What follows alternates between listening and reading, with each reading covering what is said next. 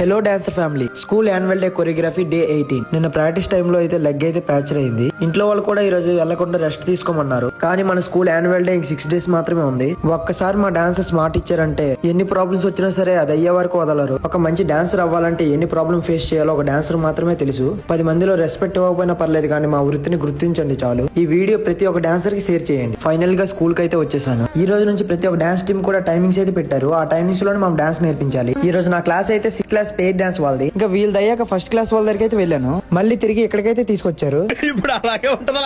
వీళ్ళ సౌండ్ కి ఎక్కడి వరకు చెప్పాను నాకే అర్థం కాదు. మీరు కూడా వినండి.